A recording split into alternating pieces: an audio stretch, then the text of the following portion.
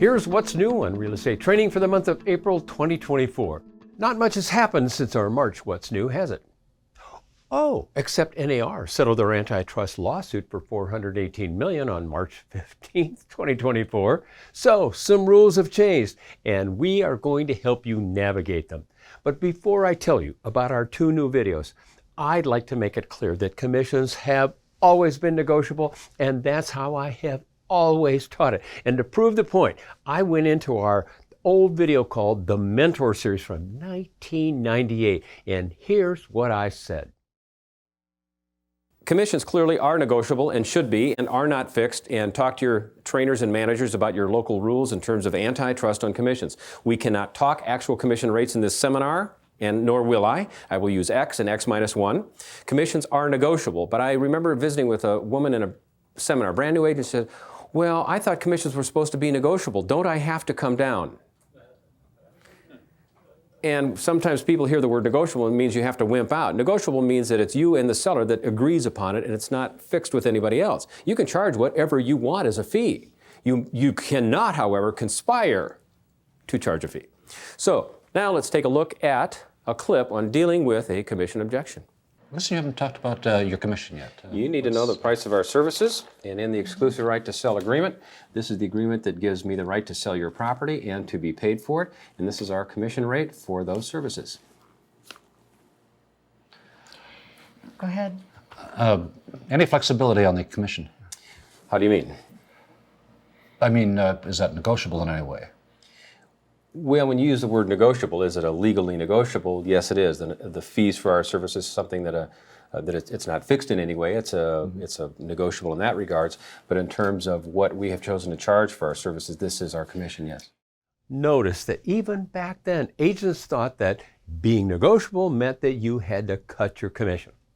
By the way, if you'd like to see the full version of this role play, which is one of my favorite all-time videos, you can navigate to it. Go to Classic Videos, Mentor Series, and then MS08-3 Commission Objection. You can also click on the link in the description.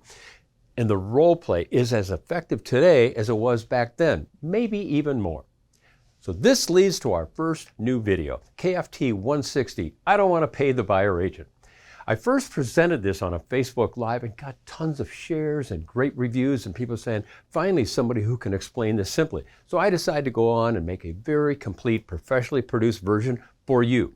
And I'm going to provide you with 6 great responses and discussion points that you can use with your sellers on the next listing presentation. And I promise you, at the end of this, you're going to have the competence, dialogue, and confidence to continue being successful in this business. We have a bonus feature called KFT 160 Bonus Manage Media Misrepresentation. The sheer volume of noise, fear, misrepresentation is trying to derail some of the simple changes that are made in this industry. And ultimately, this will make everything more transparent. So in this video, I'm going to rant a little bit and challenge or refute the 11 key things that are being spread by the media. I'm not sure if this is going to be any value to you or your public interactions. Just might make you feel better. I know it made me feel better. But I think a good way to use it is go through the points, tame it down a little bit, and then use it with your clients. And here are some final thoughts that I have on this. Number 1, I was around when we went from sub-agency to buyer agency and everything got crazy and agents were up in arms. But you know what? Everything worked out and we couldn't imagine doing it any other way. Number 2, everything is going to be fine after this as well. So take a breath, practice your skills, and move on. Number 3, get back to generating leads. Forget about all the noise and craziness. Get back to generating leads. Call your sphere of influence. Do all those things where you can have conversations to talk to everybody. Let the other agents focus on the noise. And number 4, focus on listings now more than ever, because that's where the money is and that's where the control is and that's where your future is. Number 5, decide to role play these new techniques. I know you don't like role playing, but please, now is the time to practice with each other to give you the competence and confidence so you can interact with your sellers.